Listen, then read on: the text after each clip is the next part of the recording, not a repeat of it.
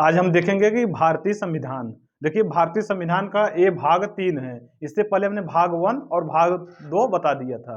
भाग 1 में अनुच्छेद 1 से 4 तक और भाग 2 में अनुच्छेद 5 से 11 तक। यह है भाग 3 जिसमें आएगा अनुच्छेद 12 से 35 तक की बात कही गई है। तो इसमें क्या है, भाग 3 में क्या है, भाग 3 में है कि मौलिक अधिकार या मूल अधिकार, आप दोनों कह सकते हैं, या तो कहेंगे मौलिक अधिकार या तो मूल अधिकार। ठीक है, मौलिक अधिकार या मूल अधिकार को इंग्लिश में कहते हैं फंडामेंटल राइट्स। ये होता क्या है इसके बारे में हम देखेंगे और क्या क्या क्वेश्चन बनते हैं। ठीक है, आराम आराम से इसको समझते हुए चलेंगे। देखिए मूल अधिकार या मौलिक अधिकार, ये इसको कहा जाता है संविधान का मेन, जैसे होता है कि संविधान का समझ लीजिए एक तरह का आत्मा कहेंगे तो यही होगा। संविधान में मुख्य पार्ट इसी यही है मेनली संविधान में। ठीक है, उसका जान समझ लीजिए, एक तरह से कह सकते हैं कि संविधान का जान क्या है, यही कह सकते हैं। ठीक है, तो आप ये देखेंगे कि इसमें ये होता क्या है और कैसे डिमांड किया गया है। मौलिक अधिकार या मूल अधिकार क्या होता है, देखिए मौलिक या मूल अधिकार देखेंगे। मूल मतलब क्या होता है, किसी चीज की बेस, मूल मतलब बेस होता है। तो किसी यानी मूल अधिकार कोई चीज की बेस अधिकार, यानी किसी को जीवन जीने के लिए जो भी चीजें की जरूरत होगी, जो बेसिक जरूरत है उसी को कहेंगे मूल। सर जैसे आदमी है, अब उसको जीवन जीने के लिए मान लीजिए पढ़ाई चाहिए, खाना चाहिए, भोजन चाहिए, वो क्या है, वो मूलभूत आवश्यकताएं हैं जिसको कहेंगे मूल। ठीक है, और अधिकार मतलब राइट्स, उनको अधिकार किस चीज की अधिकार, क्या अधिकार दिया गया है उसके बारे में यही चर्चा की गई है। ठीक है, तो देखिए इसको, ये सब वर्ड जो है ये सब स्टार्ट कहाँ से हुआ है उसके बारे में हम देखेंगे कि मूलभूत ये सब अधिकार कहाँ से स्टार्ट किया गया था। देखिए सबसे पहली बात यह था कि पहले स्टार्ट कहाँ किया गया था, तो ब्रिटेन में। ठीक, ब्रिटेन में 1215 में ब्रिटेन में एक राजा थे, कौन थे, किंग जॉन। कौन से राजा थे, किंग जॉन। किंग जॉन जैसे राजा थे, वो अपना सब राजा भाई, उस समय क्या था, उस समय लोकतंत्र से ऐसा कोई वर्ड था नहीं, राजा क्या करते थे, शासन करते थे। ठीक है, तो किंग जॉन भी अपना ब्रिटेन में शासन करते थे। कहाँ, ब्रिटेन में। ठीक, किंग जॉन के राजा थे, वो ब्रिटेन में अपना शासन करते थे। तो क्या हुआ कि ब्रिटेन में जब शासन करते थे तब वहाँ की जनता उनसे डिमांड ये किया कि राजा साहब आप ये बताइए कि हम क्या करते हैं कि आप जहाँ कहते हैं उसके साथ खिलाफ युद्ध लड़ते हैं। ठीक है, जो आप कहते हैं आज्ञा उसके हम लोग पालन करते हैं, तो आपको हमने चुन करके रखा हुआ, तो आप हम लोग को कौन सा राइट्स दिए हैं। तो राजा साहब क्या बोले, राजा साहब कहें कि हमने भी आपको अधिकार दिया है। कौन सा अधिकार, तो उसने एक लिखित दस्तावेज दिया, एक हस्ताक्षर पत्र दिया। क्या दिए, हस्ताक्षर पत्र। ठीक, हस्ताक्षर एक पत्र दिए कि हम आपको लो ये अधिकार दिए हुए हैं कि आप पर कोई हमला करेगा तो उसकी रक्षा है, आपको खाने जीने का अधिकार हम दिए हैं। ठीक है, तो ये जो हस्ताक्षर पत्र दिए इसको कहा गया, एक इसको कहेंगे मैग्ना कार्टा। Magna carta. ठीक, तो ये मैग्ना कार्टा जो है ये फ्रांसीसी वर्ड है। ठीक है, मैग्ना कार्टा इसी को दिया गया। ठीक, तो ये राजा कहें कि हम ये आपको अधिकार दिए हैं। ठीक, तो क्या हुआ कि इसके समय फिर कुछ समय बाद 1215 में बीता, फिर देखिए क्या होगा कि जनता जब है चुन करके राजा को बनाएगी, तो राजा को बनाएगी तो एक राज्य बनेगा। तो ये भी क्वेश्चन पूछता है जो राज्य का जो पार्ट होगा, क्या क्या पार्ट राज्य में आते हैं, तो देखेंगे ये भी हम इसको समझ लेते हैं इधर से। देखिए राज्य में पार्ट क्या आते हैं। ठीक, ये भी क्वेश्चन एक बार हम देखे थे, बना हुआ था, इसलिए आपको बता दे रहे हैं राज्य के पार्ट क्या क्या आते हैं। तो राज्य में कौन कौन सा पार्ट आएगा, एक सरकार आएगा, ये सब वर्ड हैं। अभी ऑप्शन आप 4 ऑप्शन दे देगा, एक हटा देगा, राज्य आएगा। ठीक है, जनसंख्या आएगा, संप्रभुता। ठीक, सरकार आएगा, जनसंख्या आएगा, संप्रभुता आएगा। ठीक है, और क्षेत्रफल आएगा। ठीक, ये क्वेश्चन बना हुआ था कि आपको 3 ऑप्शन दे देगा, एक हटा देगा, तो आप फिर कंफ्यूज हो जाएंगे। तो यानी राज्य में कौन कौन से पार्ट आते हैं, सरकार, जनसंख्या, संप्रभुता और क्षेत्रफल। ठीक है, ये सब पार्ट आते हैं। अब देखिए जब वहां के राजा ने उनको बताया कि हस्ताक्षर पत्र दिया, यानी लिखित दस्तावेज दिया कि हम आपको अधिकार दिए हुए हैं। ठीक, कुछ समय अपना बीता गया, फिर बाद में क्या हुआ कि 1689 ईस्वी में क्या हुआ, 1689 में ब्रिटेन में 1689 में वहां के ये इसको क्या किया गया, मौलिक अधिकार को वहां नाम हो गया, अन्य नाम क्या हो गया, बिल ऑफ राइट्स, इसको हिंदी में भी आप लिख सकते हैं बिल ऑफ राइट्स, ठीक है। ये नाम से प्रचलित हो गया मौलिक अधिकार, ठीक है। तो फिर वहाँ 1689 में, फिर अमेरिका में उसमें क्या हुआ, फ्रांस में बहुत संघर्ष करने के बाद, जनता का बहुत ज़्यादा मतलब लंबे संघर्ष के बाद वहाँ के जनता को भी मूल अधिकार मिला। कब मिला? 1789 में। अब देखेंगे 1789 में ये सब क्वेश्चन पूछेगा कि फ्रांस में कब मिला? 1789 में। फ्रांस में वहाँ की जनता लंबे संघर्ष के बाद वहाँ की जनता को कौन सा मिला?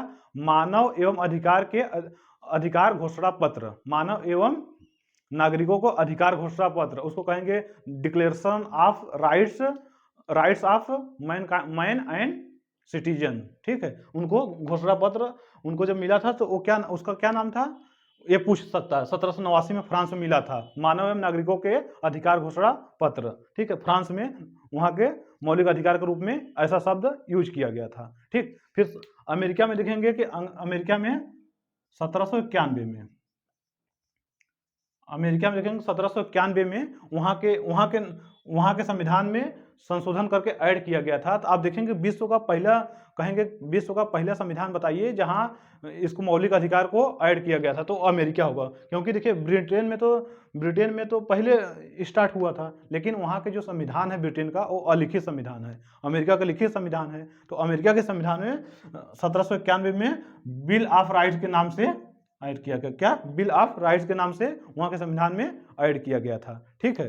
अब देखेंगे कि भारत का ये जो संविधान है तो भारत में कब मांग हुआ, ठीक है। तो भारत में कब मांग हुआ इसका, ये भी क्वेश्चन बनता है।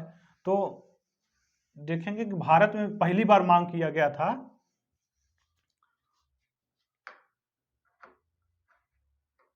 ठीक है। हम देखेंगे भारत में कब मांग किया गया था। फर्स्ट बार भारत में मांग किया गया था 1895 में। कब किया गया था? 1895 में भारत में पहली बार मांग किया गया, संविधान विधेयक के माध्यम से 1895 में भारत में मांग किया गया। फिर समय बीता, फिर 1925 में किसने मांग किया था? श्रीमती एनी बेसेंट ने, एक उनको किसमें, Commonwealth of India nation bill के माध्यम से, कॉमनवेल्थ ऑफ इंडिया बिल के माध्यम से श्रीमती एनी बेसेंट ने 1925 में मांग किया था, ठीक है। फिर एक बार देखे थे पीसीएस में क्वेश्चन बना था कि जो मोतीलाल नेहरू ने कब मांग किया था, तो मोतीलाल नेहरू ने इसका मांग कब किया था, मौलिक अधिकार का? तो मोतीलाल नेहरू ने 1928 में, कब? 1928 में एक नेहरू रिपोर्ट था, ठीक है। नेहरू रिपोर्ट में 1928 में मोतीलाल नेहरू ने मांग किया था, ठीक, मोतीलाल नेहरू। तो ये बहुत लोग कंफ्यूज ये होते हैं कि जो 1928 का नेहरू रिपोर्ट था उसमें सोचते हैं जवाहरलाल नेहरू की है, लेकिन ऐसा नहीं है। मोतीलाल नेहरू 1928 में नेहरू रिपोर्ट पेश किया था और इन्हीं का था। आप बिल्कुल कंफ्यूज होने की जरूरत नहीं है, ठीक है। फिर उसके बाद में आप देखेंगे कि एक परामर्श समिति बनाया गया था मौलिक अधिकार के लिए, परामर्श समिति, जिसकी अध्यक्षता कौन किया था? सरदार वल्लभ भाई पटेल, ठीक। तो एक अल्पसंख्यक उप समिति बनाया गया था जिसकी अध्यक्षता किए थे जेपी कृपलानी ने, ठीक। तो अब देखेंगे इतना होने के बाद में जो भारत में, अब देखेंगे मौलिक अधिकार कहाँ से लिया गया, अब क्वेश्चन बनेगा तो कहाँ से लिया गया है? ये यूएसए के संविधान से लिया गया है। सबसे पहले ब्रिटेन में चला था, लिया कहाँ गया है? यूएसए के संविधान से इसकी बात लिया गया है, ठीक। अब देखेंगे कि ये मौलिक अधिकार जो है वाद्य योग्य है कि नहीं, ठीक। ये भी क्वेश्चन बनता है, वाद्य योग्य मतलब क्या है? अब देखेंगे वाद्य योग्य मतलब जिसकी वाद विवाद मतलब बात, उस पर चर्चा किया जा सकता है। यानी आपका मौलिक अधिकार हनन हो गया तो आप कोर्ट में जा सकते हैं, उस पर चर्चा कर सकते हैं, उसको बारे में देख सकते हैं। तो उसी को कहा जाता है मौलिक अधिकार वाद्य योग्य है कि नहीं? बिल्कुल है, वाद्य योग्य है, ठीक है। मौलिक अधिकार को आप कहेंगे कि निलंबित कौन कर सकता है? देखिए मौलिक अधिकार को निलंबित कौन कर सकता है? निलंबित जो कर सकता है वो कर सकता है राष्ट्रपति, ठीक। राष्ट्रपति निलंबित कर सकता है, लेकिन कब? ये क्षणिक रूप से। जैसे मान लीजिए कोई इमरजेंसी लगा तो मौलिक अधिकार राष्ट्रपति निलंबित कर सकता है। और इसको परमानेंट कौन कर सकता है? तो संसद कोई नियम बना करके, कुछ भी नियम बना करके जैसे कि परमानेंट कर सकता है, ठीक है। लेकिन इसका रक्षक कौन होता है? तो होता है इसको हाई कोर्ट या सुप्रीम कोर्ट, ठीक है। कौन रक्षक होगा? हाई कोर्ट या सुप्रीम कोर्ट इसका रक्षक होता है। ये सब क्वेश्चन बनते हैं। तो यानी मूल अधिकार को आप मैग्ना कार्टा कह सकते हैं, और जो भी इससे बना था, इंडियन कब डिमांड हुआ, इसके बारे में चर्चा हो गया। अब देखेंगे अनुच्छेद जो 12 से 35 तक आता है, तो अनुच्छेद 12 में क्या कहा गया है, उसके बारे में हम देखेंगे। ठीक है, तो चलिए हम अनुच्छेद 12 की बात करते हैं। अनुच्छेद 12 की बात करते हैं। अनुच्छेद देखेंगे 12 में क्या कहा गया है। ठीक है, देखिए अनुच्छेद 12,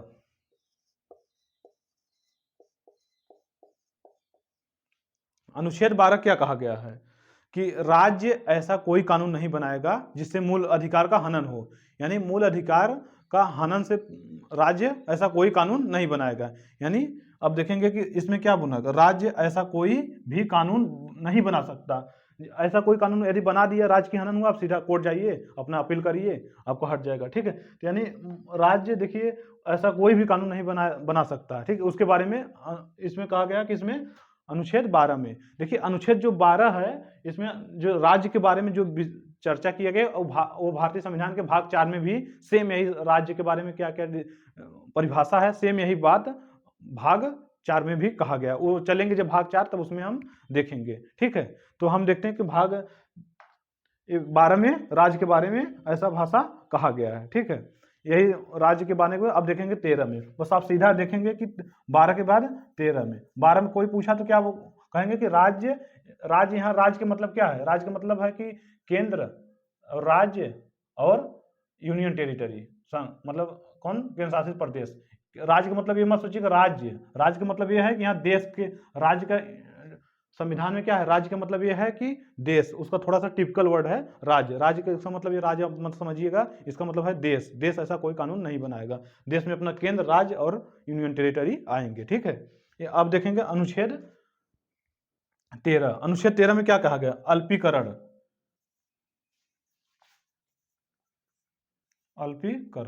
ठीक है, मतलब इसको कम कर देना, इसका मतलब यही है कि अल्पीकरण कर देना। 13 में इसी की बात कही गई है। कब अल्पीकरण होगा? जब ऐसा कोई नियम बनाएगा जो असंगत है, मतलब यानी मूल अधिकार, ऐसा नियम बन गया जैसे कि मूल अधिकार का हनन हो रहा है, तो उसको अल्पीकरण कर दिया जाएगा, उसको मतलब हटा दिया जाएगा। ठीक है, उसको कम कर दिया जाएगा कि ऐसा कोई कानून बनाइए कि जिसे मूलभूत ढांचा को परिवर्तन किए बिना नियम फॉलो हो। ठीक है, यानी कि मौलिक अधिकार का हनन न हो और नियम भी लगे, ऐसा कोई नियम बनेगा तब तो सही है। यदि ऐसा नियम नहीं बना जिस पर कि मूल अधिकार का हनन हो रहा है, तो वो उसको हट जाएगा या उसको थोड़ा सा कमजोर कर दिया जाएगा। ठीक है, वही मतलब अल्पीकरण। तो 13 में अल्पीकरण की बात कही गई है। ठीक है, 13 में एक और मतलब देखेंगे कि 13 में क्वेश्चन बना था कि 13 को किसका सिद्धांत, अनुच्छेद 13 को इसमें एक सिद्धांत कहा जाता है। कौन सा सिद्धांत कहा जाता है? आच्छादन का सिद्धांत।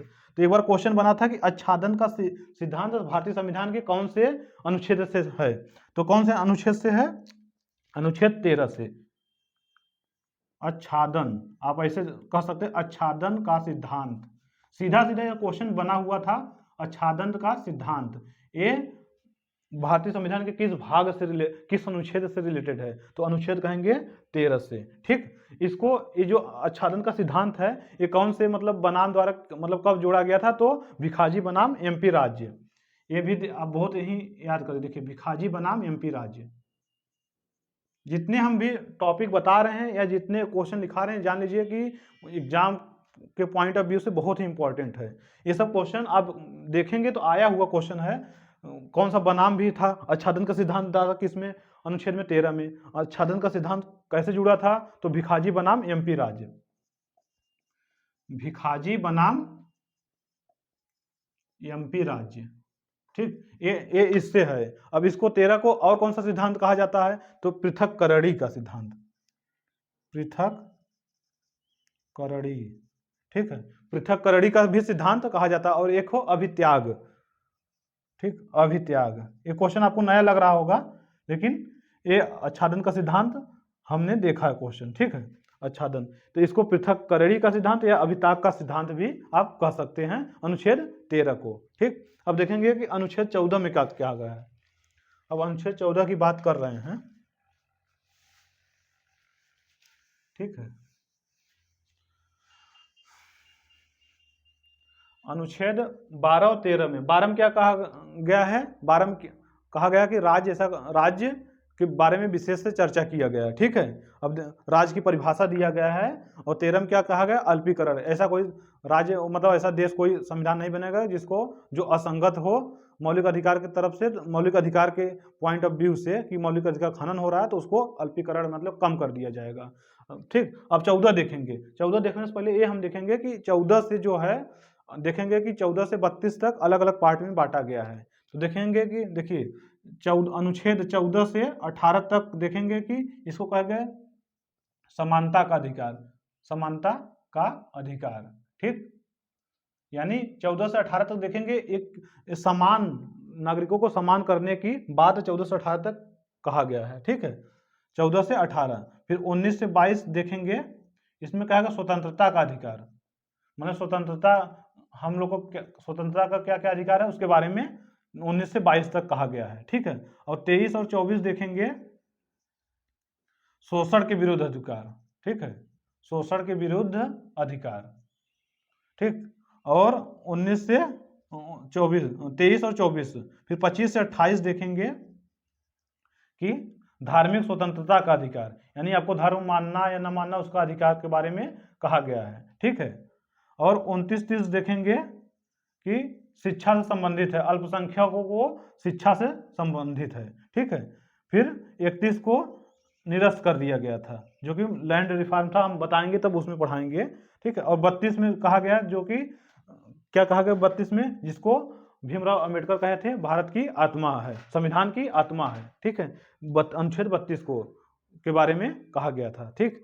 तो हम ये देखेंगे 14 से 18 समानता का अधिकार, फिर 19 से 22 स्वतंत्रता का अधिकार, 23 और 24 में शोषण के विरुद्ध अधिकार, 25 से 28 में धार्मिक स्वतंत्रता का अधिकार, 29-30 में अल्पसंख्यकों को शिक्षा का अधिकार, ठीक है। और 32 अनुच्छेद और 31 निरस्त कर दिया गया था। 32 में देखेंगे कि जो भीमराव अंबेडकर उसको कौन सी संज्ञा दिए थे और क्यों उसको कहा था ये भारतीय संविधान का आत्मा है, ठीक। तो ये बारे में देखेंगे, वो कहते भारतीय संविधान का ये आत्मा है क्योंकि जब हनन हो जाएगा मौलिक अधिकार का तो अनुच्छेद 32 और 32 के तहत सुप्रीम कोर्ट और 226 अनुच्छेद 226 के तहत आप हाई कोर्ट जा सकते हैं, ठीक। अनुच्छेद 226 में हाई कोर्ट और अनुच्छेद 32 में सुप्रीम कोर्ट आप जा सकते हैं। उसके बारे में जब पढ़ाएंगे तो हम चर्चा करेंगे। अब हम देखेंगे बस केवल 14 से 18 के बारे में क्या क्या चर्चा किए गए हैं, ठीक। चलिए हम देखते हैं अनुच्छेद 14 में।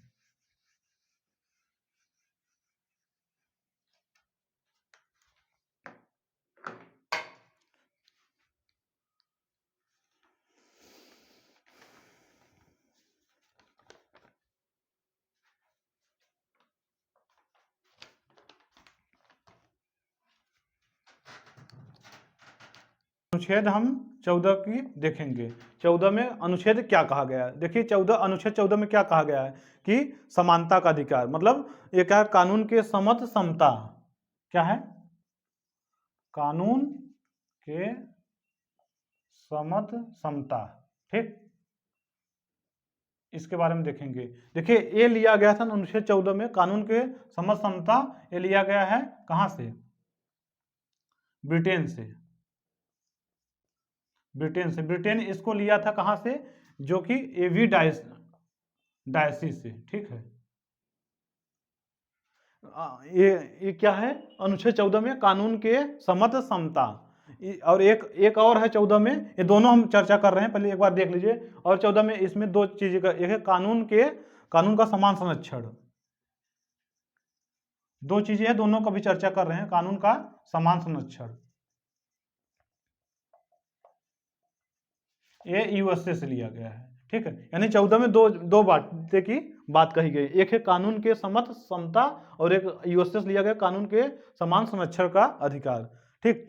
तो हम ये देखेंगे कानून के समत समता, ये जो है ये ब्रिटेन से लिया गया है, ठीक है। ब्रिटेन ने इसको एवी डायसी से लिया था, एवी डायसी या डीसेस से, ठीक है। ये मतलब एक वैज्ञानिक वो थे, क्या थे, दार्शनिक थे, इनसे ये लिया गया था, ठीक है।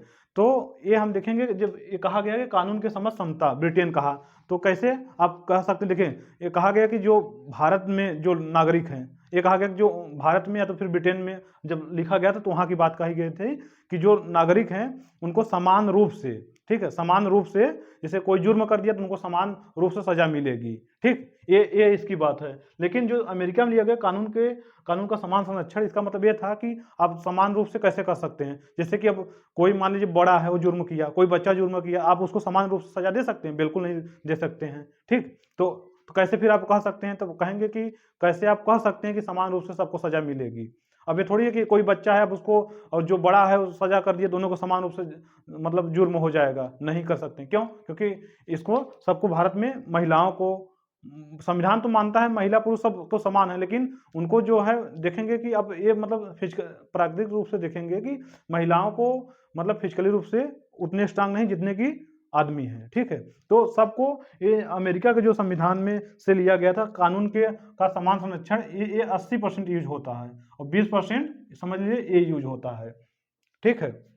कानून के समझ समता ब्रिटेन से ये समझ लीजिए 20%, 80% इसको यूज किया जाता है। तो यही बात कहा गया है कि कानून के समझ समता का अधिकार जो भी है सबको समान रूप से देखा जाएगा। ये अनुच्छेद 14 की बात है।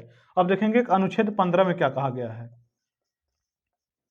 देखिए अनुच्छेद 15 में क्या कहा गया है, तो उसके बारे में हम ये देखेंगे कि ये कहा गया है कि जो सरकार है वो क्या करेंगे, जाति धर्म लिंग या तो फिर जन्म स्थान पर किसी को के साथ भेदभाव नहीं किया जा सकता है, ठीक है। तो सरकार क्या करेगी, सरकार न तो धर्म पर, न जाति पर, ठीक है, न लिंग पर, न जन्म स्थान पर, ठीक, इस आधार पर मतलब किसकी धर्म क्या है उसके आधार पर आप भेदभाव नहीं कर सकते। न तो आप लिंग पर कि पुरुष है महिला है उसको हिसाब से आप धर्म भेदभाव नहीं कर सकते। फिर यदि किसकी जन्म कहाँ हुआ, इस राज्य का है या तो उस राज्य का है, उसके भी आधार पर आप भेदभाव नहीं कर सकते। उसकी बात कही गई है कि सरकार इसको मतलब इसके आधार पर किसी को भी भेदभाव नहीं करेगा, सबको समान रूप से देखा जाएगा, सबको समान रूप से उनको मिलेगा कि बढ़ने का या तो रहने का या तो फिर कहीं आने जाने का समान रूप से संरक्षण या तो समान रूप से उनको स्वतंत्रता मिलेगी। इसकी बात कही गई है 15 में, ठीक है। अब देखेंगे 16 में क्या है, ठीक। 16 में है कि लोक नियोजन की बात कही गई है अनुच्छेद 16 में। इसमें देखिए बहुत ही डिबेट की बात थी अनुच्छेद 16 में। इसमें कहा गया है, क्या कहा गया, लोक नियोजन, लोक नियोजन, ठीक है। इसमें कहा गया लोक नियोजन की समानता, यानी जो लोग हैं उनको समान अवसर मिलेगा। तो आप फिर कहेंगे कि लोगों को जब समान अवसर मिलेगा फिर आरक्षण कैसे लागू हुआ। देखिए उसमें क्या कहा गया है,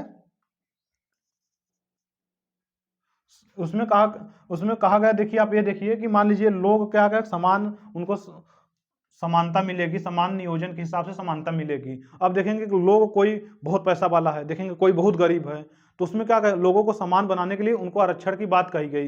ये कहा गया कि अनुच्छेद 16 देखेंगे, अनुच्छेद 16(3) में कहा गया कि आरक्षण पर जो है आरक्षण पर लागू नहीं होता, यानी अनुच्छेद 16(3) में कहा गया ये आरक्षण पर लागू नहीं होता। जब सरकार मान के चला हमको सबको समान रूप से करना है। अब देखेंगे कोई इतना धनी है, कोई इतना गरीब है, ठीक है, अब उसको समान लाने के लिए उसको कुछ आरक्षण दे दिया जाएगा। कहा गया कि जो आप अमीर हैं आप बढ़िए, आपको कोई रोक नहीं सकता, लेकिन जो गरीब है उनको आरक्षण देकर धीरे धीरे उनको लेवल पे करना है। ये सरकार को समान रूप से लेकर चलने की बात कही गई। इसीलिए अनुच्छेद 16(3) में कहा गया है कि जो आरक्षण पर लागू नहीं होगा, ठीक। तो आप कहेंगे 16 में क्या है, लोक नियोजन का समानता, मतलब लोगों को समान अवसर दिया जाएगा, ये 16 में है। 14 में क्या है, कानून के समझ समानता। 15 में क्या है, सरकार जो है धर्म लिंग जाति जन्म स्थान के आधार पर भेदभाव नहीं करेगा। 16 में क्या गया है, लोक नियोजन की समानता की बात कही गई है। और 17 में क्या कहा गया है, अनुच्छेद 17 में देखिए, अनुच्छेद 17 में अस्पृश्यता, अस्पृश्यता यानी इसको इंग्लिश कहेंगे अनटचबिलिटी, ठीक है।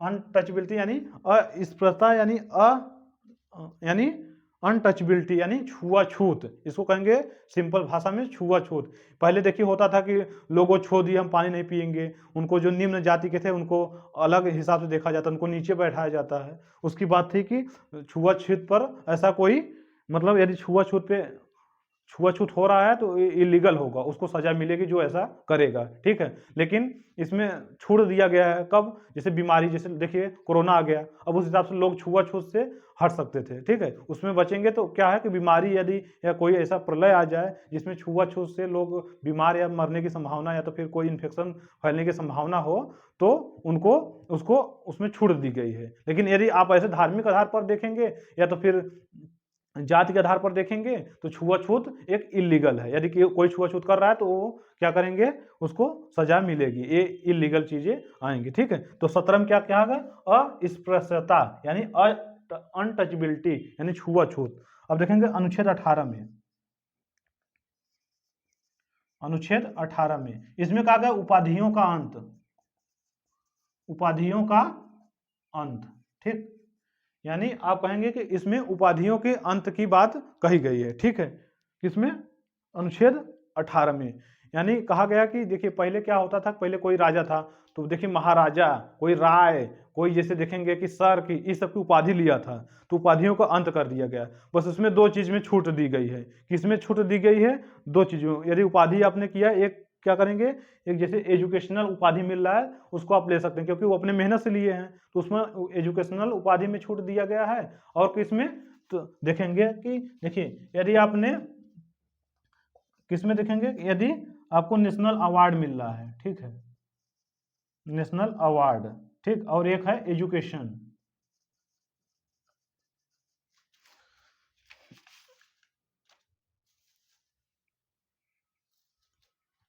एजुकेशन और रैंक में देखेंगे कि नेशनल अवार्ड और एजुकेशन रैंक में, यानी आप नेशनल अवार्ड कोई मिला, जैसे किसी को भारत रत्न मिल गया, तो उसमें क्या है कि वो भारत रत्न ले सकता है लेकिन उसको सरनेम यूज नहीं कर सकता। ये नहीं कर सकता भारत रत्न, जैसे ये नहीं कर सकता जैसे कि उनको भारत रत्न मिला है, भारत रत्न प्राप्त ये नाम, यानी उसका भारत रत्न के सरनेम के रूप में यूज नहीं कर सकता, ठीक है।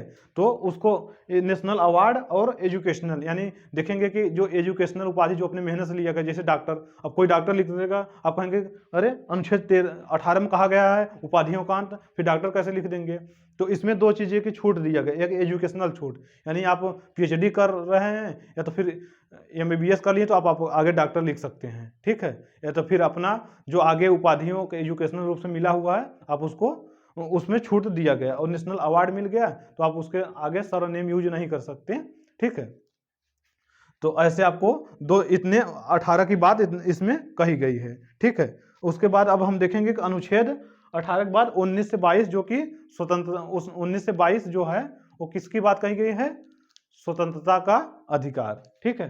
तो इतना देखने के बाद अगला पार्ट में हम बताएंगे, ठीक है। यदि आपको वीडियो अच्छा लगा हो तो लाइक शेयर सब्सक्राइब करिए।